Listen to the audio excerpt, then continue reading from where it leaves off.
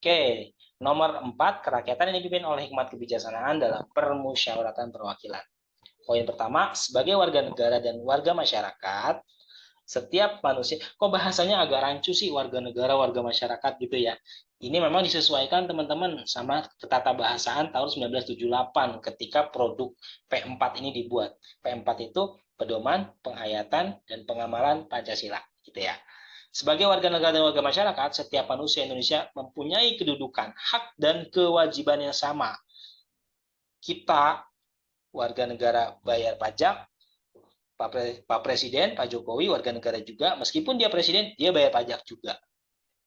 Kita menikmati fasilitas tol, jalan raya, Pak Presiden juga menikmati fasilitas tol, maka kalau bisa ya berdampingan, tidak merugikan atau tidak menguntungkan satu sama tidak memberikan kerugian bagi orang lain maksudnya gitu ya, kecuali dalam protokol khusus misalnya keadaan darurat dan sebagainya. Nah, selanjutnya tidak boleh memaksakan kehendak kepada orang lain, harus pendapat sama kita misalnya, ini nggak mesti ya. Nah, ini sila keempat, maksain pendapat orang lain, orang harus sama dengan kita gitu misalnya. 3, mengutamakan musyawarah dalam mengambil keputusan untuk kepentingan umum. 4, musyawarah untuk mencapai mufakat diliputi oleh semangat kekeluargaan. Mufakat itu kan kesepakatan teman-teman. Kesepakatan bersama. Musyawarah untuk mencapai mufakat diliputi semangat kekeluargaan.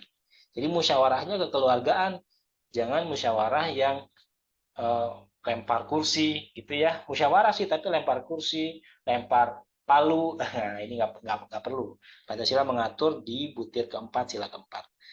Yang kelima, menghormati dan menjunjung tinggi keputusan yang dicapai sebagai hasil musyawarah. Dengan iktikat baik, iktikat ini niat teman-teman ya, niat. Dengan niat yang baik dan rasa tanggung jawab, menerima dan melaksanakan hasil keputusan musyawarah. Di dalam musyawarah diutamakan kepentingan bersama di atas kepentingan pribadi dan golongan. Jadi sila keempat ini maknanya tentang musyawarah aja sih teman-teman. Mayoritas tentang musyawarah. Nomor 8, musyawarah dilakukan dengan akal sehat. Nah, berarti orang yang bermusyawarah harus sehat secara akal, nggak boleh cacat mental dalam artian eh, tidak mumpuni gitu ya. Yang terjadi di DPR saat ini kan ya banyak ya anggota DPR yang nggak sesuai dengan bidangnya gitu. Seperti misalnya, karena aku kemarin sempat mengurus ke Komisi 10 masalah ASN tuh, ketemu dengan istrinya Bapak Ahmad Dhani. Sayang sekali beliau yang biasanya joget-joget di TV ternyata mengurus pendidikan. Ya nggak masalah sih, mungkin sudah kebagian di Komisi 10 gitu, kebagian tugasnya di Komisi 10. Tapi ya kurang relevan gitu. Kemudian jadinya malah kurang menguasai gitu. Maka dalam musyawarah itu harus diiringi dengan kompetensi teman-teman, kemampuan harusnya ya kalau bicara sesuai Pancasila. Sesuai dengan hati nurani yang luhur. Pakai nurani ternyata dalam musyawarah. Nggak boleh pakai emosi, nggak boleh pakai apa ya kekerasan gitu ya. Keputusan yang diambil harus dapat dipertanggungjawabkan secara moral kepada Tuhan Yang Maha Esa. Tuh, Pancasila mengatur bahwa selesai urusan di dunia, maka ada urusan kepada Tuhan Yang Maha Esa, dipertanggungjawabkan kepada Tuhan. Maka dalam mengambil keputusan di musyawarah itu nggak boleh asal-asalan, nggak boleh berat sebelah, nggak boleh menguntungkan salah satu pihak gitu ya. Harus benar-benar adil dan demi kepentingan umum. Menjunjung tinggi harkat dan martabat manusia. Musyawarah sih musyawarah, tapi ada martabat manusia yang direndahkan. Misalnya pembangunan apa namanya kawasan industri yang di mana tuh, yang di Batam itu ya, ternyata ada masyarakat adat yang terusir, yang terbaru di Papua. Nih berarti kan dia di Papua ya, yang all eyes on Papua apa ya. Jadi musyawarah dalam mengambil keputusannya, tapi tidak menjunjung tinggi martabat manusia. Orang terusir dari tanah leluhurnya. Selanjutnya, nilai-nilai kebenaran dan keadilan mengutamakan persatuan demi kepentingan bersama. Memberikan kepercayaan kepada wakil-wakil yang dipercayai untuk melaksanakan permusyawaratan. Nah, kita sudah memilih para anggota DPR, yang saat ini duduk, maka kita berikan kepercayaan kepada mereka, kepada beliau untuk melaksanakannya demi kepentingan bersama. Yang terakhir sila kelima, ini agak banyak jebakan-jebakannya sila kelima sih. Ya, teman-teman kalau bisa poin-poin pentingnya diingat-ingat. Misalnya nih, poin pertama, mengembangkan perbuatan yang luhur yang mencerminkan sikap dan suasana kekeluargaan. Perbuatan yang luhur yang mencerminkan sikap dan suasana kekeluargaan. Contoh nih, misalnya di umat Islam ketika mau Ramadan atau bulan puasa, ada saudara atau tetangga datang ke rumah kita nganterin makanan terus makan bareng. Di Betawi namanya apa ya, saya lupa tuh. Makan bareng itu kan suasana kekeluargaan. Nah, ternyata itu contoh dari sila kelima, teman-teman, bukan sila keempat.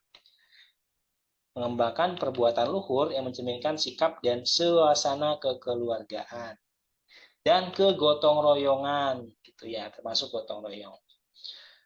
Misalnya ada tetangga yang sakit, kita jenguk bareng-bareng, kita semangatin dia, kita bawain buah gitu ya. Maka ini bagian dari pengamalan sila kelima. Nah, berikutnya mengembangkan sikap adil terhadap sesama. Kak, aku bingung jujur deh. Sila kedua ada adil juga di dalam butir-butirnya. Sila keempat juga ada adil. Nah, boleh dicek nanti ya. Sila kelima juga ada. Nah, gimana cara membedakannya? Kalau sila kedua memang ada kata adil. Kita lihat nih. Kita buktikan aja langsung ya. Memang benar ada kata adil nih. Nih. Poin ke-8. Berani membela kebenaran dan keadilan. Sila keempat, poin ke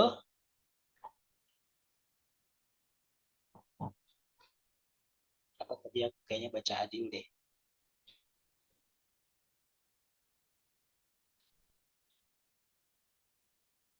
Nah, poin ke-9 nih, kebenaran dan keadilan. Nah, bagaimana cara membedakan 2, 4, dan 5? Kalau 2 itu keadilan dalam kemanusiaan. Keadilan dalam kemanusiaan. Teman-teman ya, ulangi, keadilan dalam kemanusiaan. Ketika ada dua orang yang berseteru, berselisih misalnya, bertengkar, maka kita berikan keadilan secara kemanusiaan. Ya, jangan kita berat sebelah. Tuh. Keadilan dalam kemanusiaan.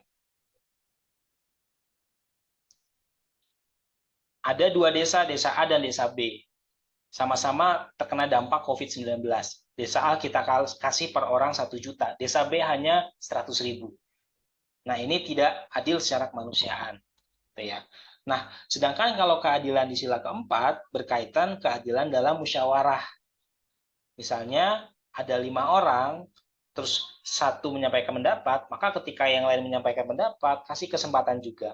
Ini bagian dari keadilan dalam bermusyawarah. Gitu ya. Kalau konteksnya musyawarah sila keempat, kalau konteksnya kemanusiaan sila kedua. Nah, bagaimana dengan sila kelima? Sila kelima juga tadi kita temukan ada kata keadilan. Poin kedua, mengembangkan sikap adil terhadap sesama. Adil secara sosial. Aku ambil contoh nih. Ya, aku ambil contoh. Adil secara sosial itu ketika orang dapat merasakan pendidikan bagus di kota, sementara di desa orang sulit mendapatkan fasilitas pendidikan yang bagus. Ini tidak mencapai keadilan sosial. Ya, adil secara sosial. Kemudian bisa juga kita ambil contoh keadilan sosial. Jadi keadilan sosial ini banyak, teman-teman. Keadilan sosial dalam bidang pendidikan, dalam bidang hukum, dalam bidang ekonomi, dalam bidang sosial budaya. Ini kan keadilan semua nih. Kalau contohnya keadilan sosial dalam bidang hukum, kasus yang menimpa anaknya tukang beca dengan kasus yang menimpa anaknya wakil bupati Cirebon, kok penanganannya beda misalnya gitu ya. Nah, ini kan tidak mencapai keadilan sosial dalam bidang hukum. Padahal kasusnya levelnya sama-sama berat, tapi penanganannya untuk anak pejabat, anak orang kaya, penanganannya lebih humanis misalnya gitu, hukumannya lebih ringan di pengadilan. Nah, ini kan keadilan secara hukumnya tidak bisa didapatkan. Keadilan secara ekonomi apa? Misalnya ada 2 orang yang melamar kerja. kualitasnya sama, kualifikasinya sama, tapi kita pilih salah satu, ya, bukan karena eh, bukan karena masalah ini lebih jago atau bukan, tapi karena ini saudara kita. Nah, ini kan keadilan secara ekonomi, ya, dalam bidang pekerjaan. Orang susah mendapatkan pekerjaan karena ada orang dalam yang mudah memasukkan. Keadilan secara ekonomi, banyak sih contohnya dalam bidang ekonomi. Izin tambang diberikan untuk Ormas A, Ormas B mau mengelola tambang, nggak dibolehin sama pemerintah. Ini kan keadilan secara ekonominya nggak dapet ya. Gitu. Jadi adil, keadilan sosial di sila kelima berkaitan dengan keadilan di masyarakat, bidang hukumkah, bidang sosial budayakah, bidang ekonomikah, bidang pendidikankah, gitu. Kalau keputusan pengadilan dan pemberian pekerjaan bukannya masuk sila kedua ya, keputusan pengadilan. Nah, teman-teman, nanti kita akan melihat soal-soal yang berkaitan dengan kasusnya secara langsung. Nah, kalau aku deskripsikan, misalnya, ini aku buka saja ya, contoh nih biar teman-teman nanti ada gambaran. Nanti kita balik ke slide yang ini lagi. Wait. Terima kasih Kak Pri. Wait.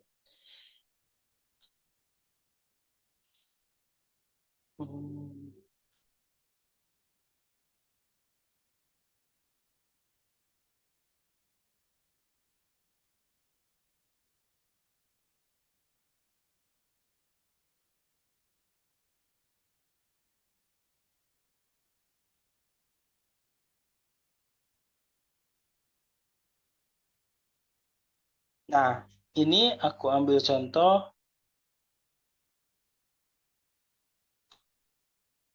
Belum ya.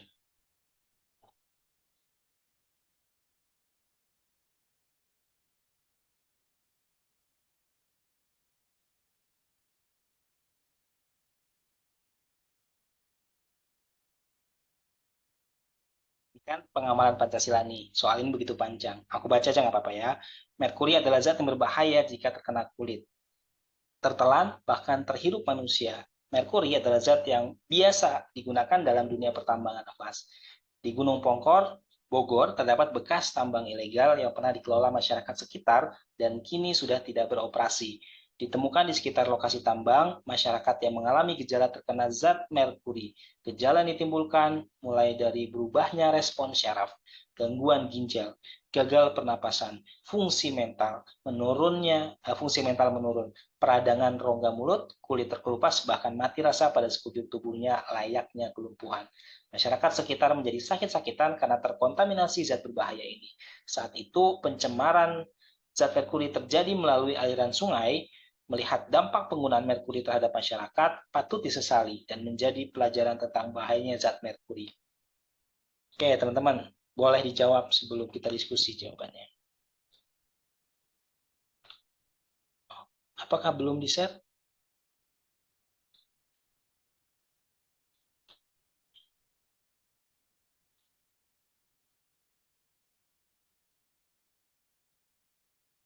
Oh, sorry. Ya. Ini boleh dijawab dulu deh. Nah,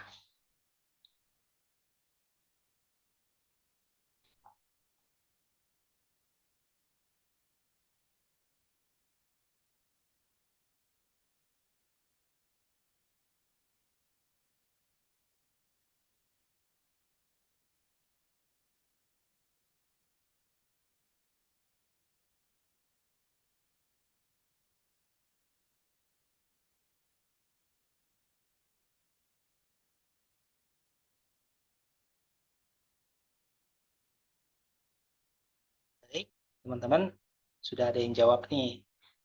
Aku cut ya, nggak apa-apa. Ini sudah dua jawaban, jawabannya E. Boleh tahu nggak kenapa teman-teman jawabannya E? Pasti punya alasan dong. Kata kuncinya deh, sehingga teman-teman jawab E itu apa. Gitu. Karena jawabannya sesungguhnya adalah, kita lihat, B. Nah, boleh teman-teman kasih alasan dulu. pemahaman teman-teman terkait soal ini. Kata kuncinya apa sehingga menjawab E?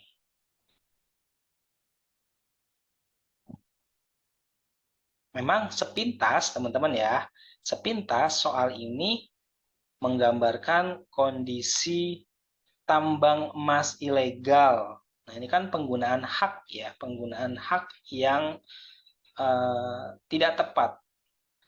Namanya ilegal berarti kan tidak punya izin.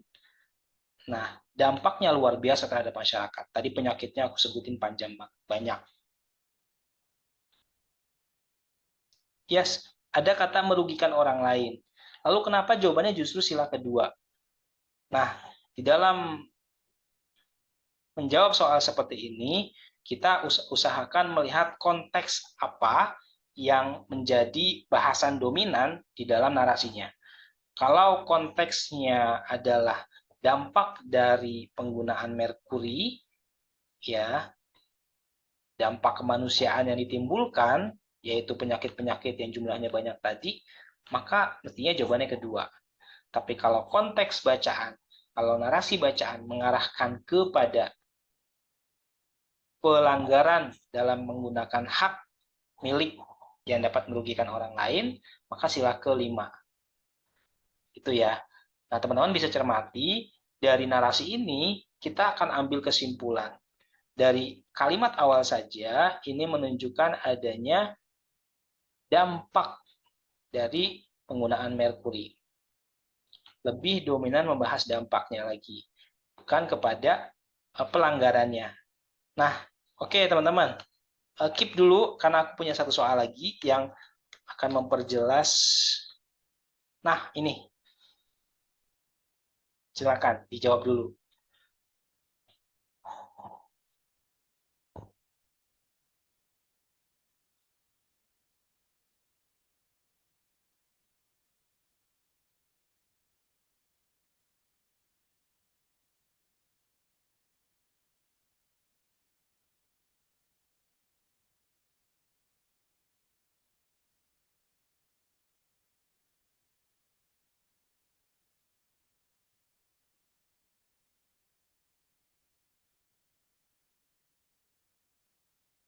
Oke, sudah jawab Kak Paulina, jawabannya E. Kita lihat kuncinya.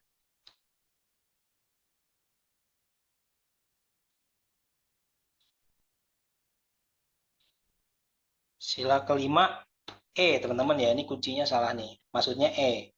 Sila kelima pada butir kedua dan kedelapan. D yang E ya, keadilan sosial. Bunyinya apa? Mengembangkan sikap adil terhadap sesama. Nanti ada poinnya. Nah, sikap adil terhadap sesama dan tidak menggunakan hak milik untuk bertentangan dengan atau merugikan kepentingan umum. Nah, artinya apa teman-teman? Dalam menjawab soal seperti ini, kita lihat narasinya arahnya kemana. Kalau bicara pelanggaran hak milik untuk kepentingan pribadi, maka dia sila kelima. Kalau yang dibahas adalah masalah kemanusiaannya, dia sila kedua. Itu ya. Terima kasih sudah menjawab. Nah, aku mau kembalikan ke pertanyaan tadi, Kak siapa ya? Maka tidak bisa kita potong pendek seperti itu saja. Kayak misalnya keadilan A, apakah sila keberapa gitu. Maka akan susah dan dibutuhkan narasi yang lebih detail sebetulnya. Kayak tadi masalah merkuri ternyata sila kedua. Kalau lihat dari kunci jawaban, karena yang dibahas fokusnya kepada kemanusiaannya, dampak manusia yang ditimbulkan. Tapi kalau bicara mengenai hak miliknya, salah guna, ya yang menyalahi penggunaan yang seharusnya, yang dibahas adalah itunya, maka itu sila kelima. Nah, kita lanjut dulu, teman-teman. Kayak yang tadi, sila kelima kita belum tuntas ya.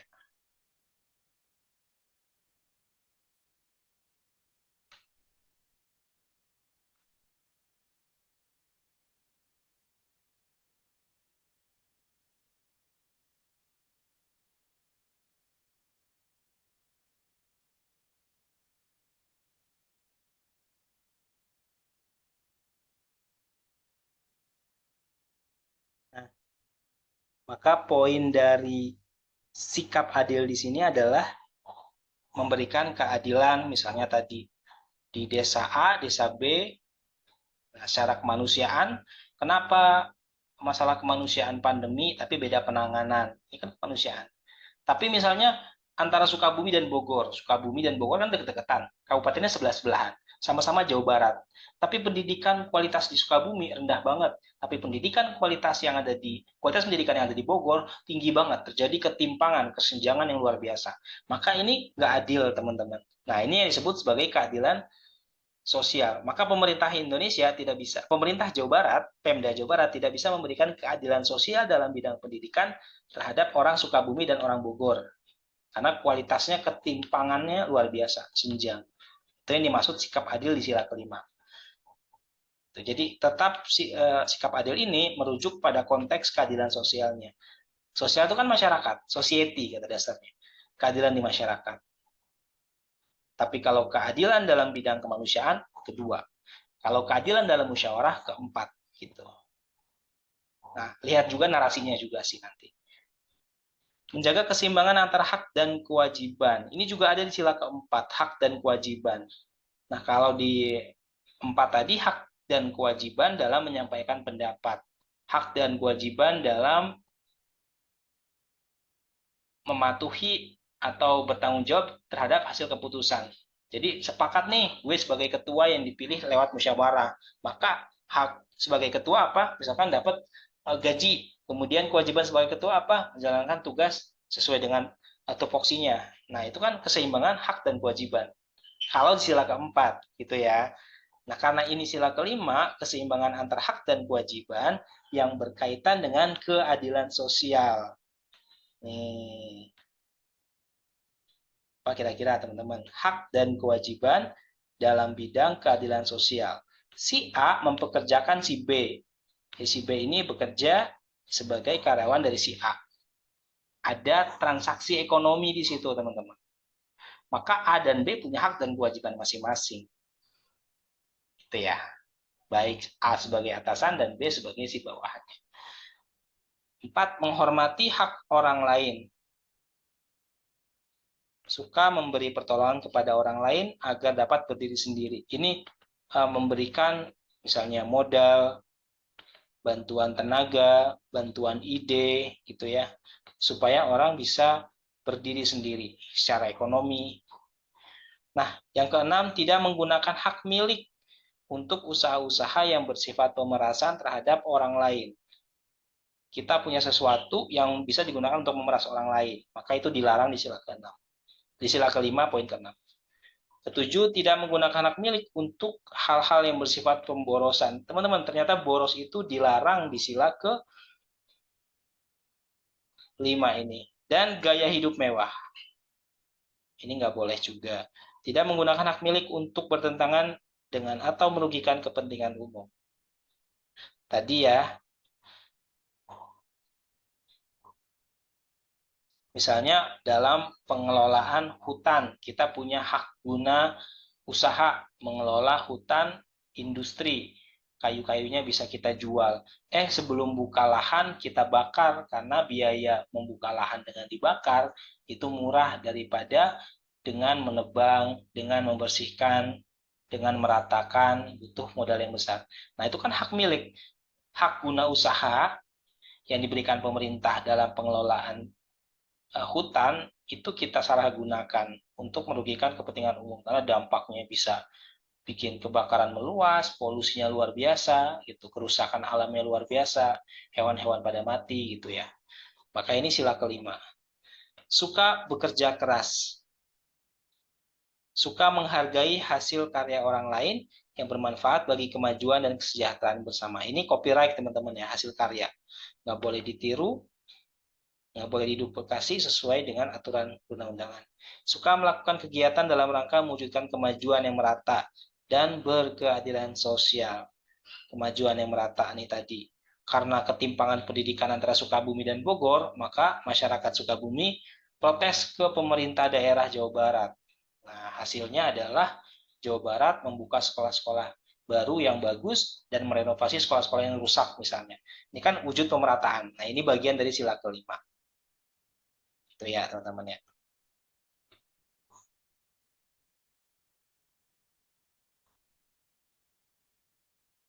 Siap, nomor 7.